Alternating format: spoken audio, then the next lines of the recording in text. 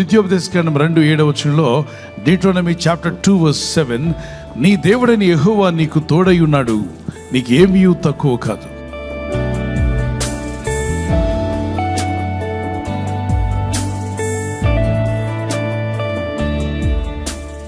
అద్భుతమైన వాగ్దానం.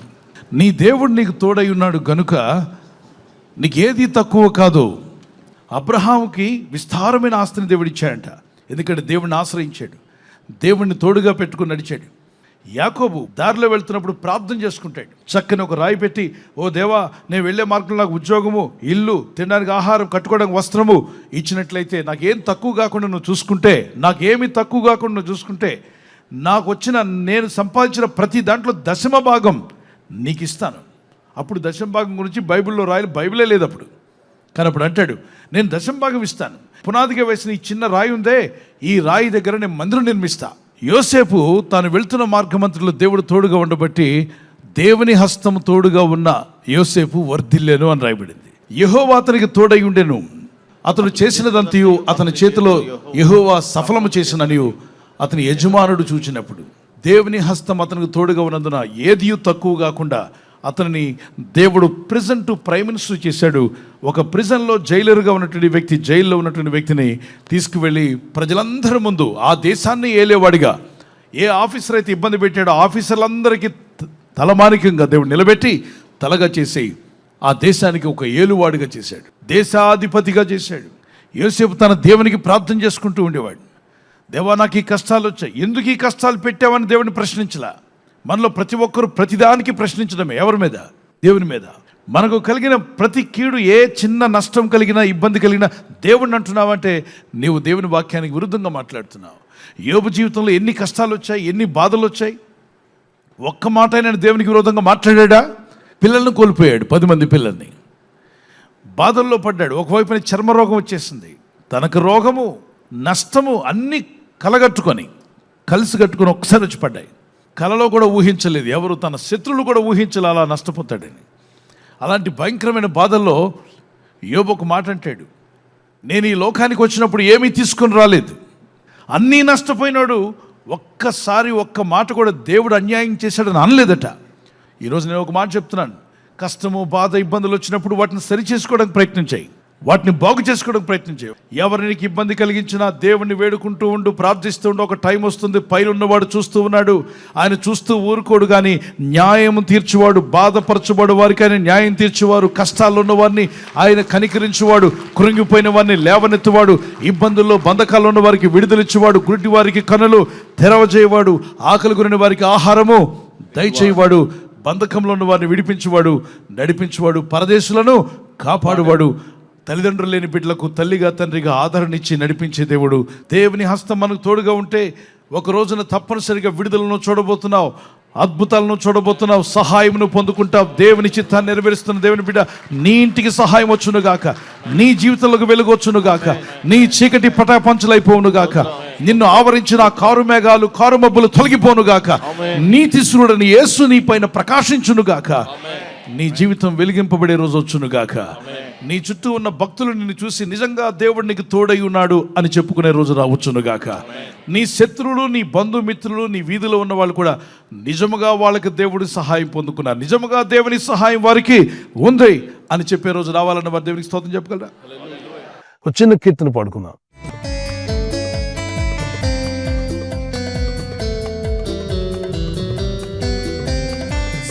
పిల్లలు పస్తు పడిడలు, దేవుని వెతకిన కొదువలేదు. సింహ పిల్లలు పస్తు పడిడలు, దేవుని వెతకిన కొదువలేదు. కొదువలేదు, కొదువలేదు, దేవుని వెతకిన కొదువలేదు.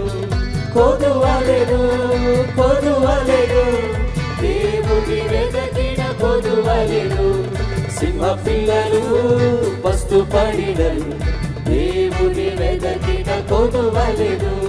సింహ పిల్లలు పస్తు పడిడలు, దేవుని వెదకిన కొదువలేదు.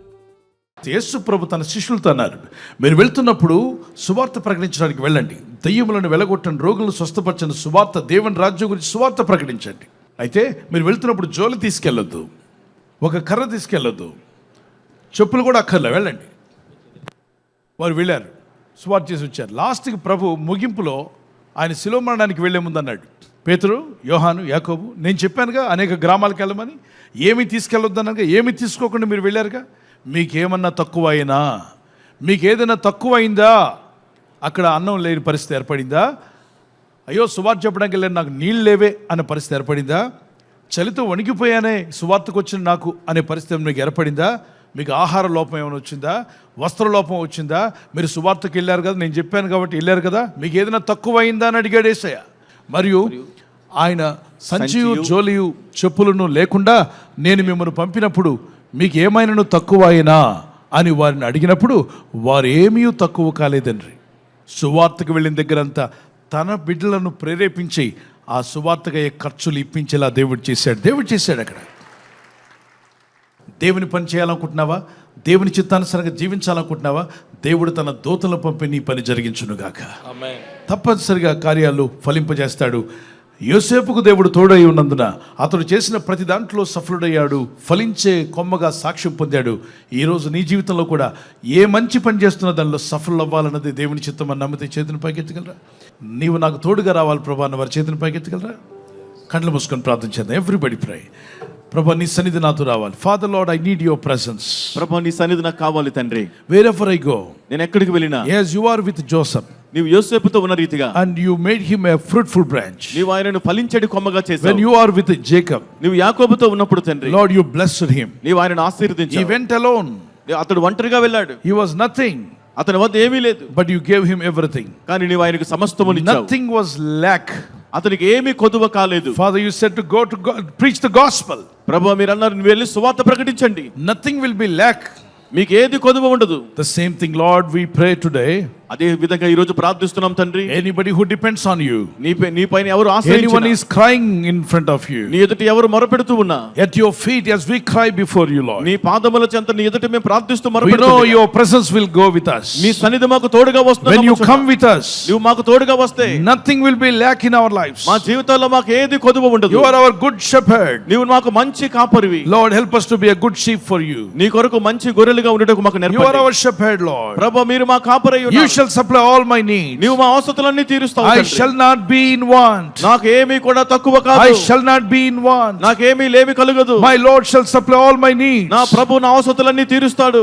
I may be in need, but God will supply all my needs. నేను అవసరత కలిగి ఉండవచ్చు, కానీ నా అవసరతలన్నీ దేవుడు తీరుస్తాడు. ఈరోజు ప్రార్థించి ప్రయత్నించబోతున్న శంకుస్థాపన అయిన, గృహప్రవేశమైన, ఒక బిజినెస్ ప్రారంభిస్తున్నా, ఉద్యోగ ప్రారంభానికి వెళ్తున్నా, ఒక మంచి కార్యక్రమాన్ని ప్రారంభిస్తుండగా, నేను వారి బిడ్డల వివాహం కొరకు ప్రయత్నాలు చేస్తుండగా, వారు చేస్తున్న ప్రయత్నాలు ఫలించలాగున మీ దూతలకు ఆజ్ఞాపించండి. మీరు ఆజ్ఞాపిస్తే కార్యాలు జరుగుతానైనా.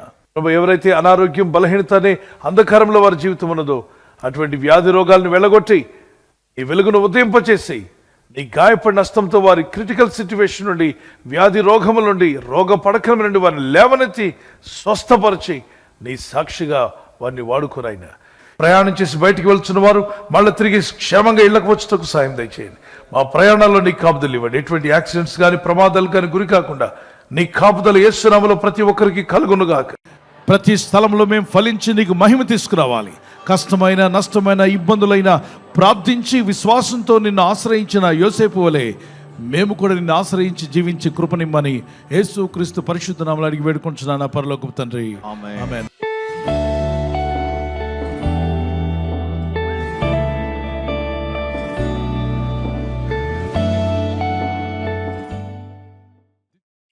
బర్త్డే ఉన్నటువంటి వారు, happy birthday to you, many more returns of the day. మీకు వాగ్దానము జెఫన్యా 3:15. ఇక మీదట మీకు అపాయం సంభవింపదు. Never again will you fear any harm. Never again will you fear any harm. What a wonderful promise. ఈ వాగ్దానం మీ పట్ల నెరవేరాలని ప్రార్థన చేసుకోండి. మరి బర్త్డే ఉన్న రోజు తెల్లవారు లేచి ప్రార్థన, బైబిల్ పట్ల ఉండడం చాలా సంతోషం. Many more returns of the day. God bless you. మీకు ఆయుర ఆరోగ్యములు ప్రభు దయచేయాలి మా ప్రార్థన. ప్రభు ఈ వాగ్దానంతో మిమ్మల్ని ఆశీర్వదించునుగాక. ఆమేన్. God bless you. మరి వెడ్డింగ్ యానివర్సరీ జరుపుకునే వారికి happy wedding anniversary. Many more returns of the day. May the Lord continue to bless you. The promise of God for you, Psalms 128:5. May the Lord bless you from Zion. సియోన్లో నుండి యెహోవా నిన్ను ఆశీర్వదించును. సియోనులో నుండి యెహోవా నిన్ను ఆశీర్వదించింది 128వ కీర్తనలో ఉంటుంది. ఆ కీర్తన మొత్తం చదవండి, అది మీకోసమే అనుకోండి. అద్భుతమైన విషయాలు కుటుంబాల కొరకు, భార్యాభర్తల కొరకు, పిల్లల కొరకు రాయబడ్డాయి. ప్రభు అక్కడ ఆలస్యమైతే మీరు సిల్వర్ జూబ్లీ, గోల్డెన్ జూబ్లీ, అవసరమైతే ప్లాటినం జూబ్లీ కూడా చేసుకునేంతగా ప్రభు మిమ్మల్ని దీవించి ఆస్వాదించునుగాక. ఏ వయసులో వారైనా మీరు భార్యాభర్తల మధ్యలో ఐక్యత, ఏక మనసు, లవ్ అండ్ ఎఫెక్షన్ ఇంక్రీజ్ అవునుగాక. ఆమెను చెప్పండి.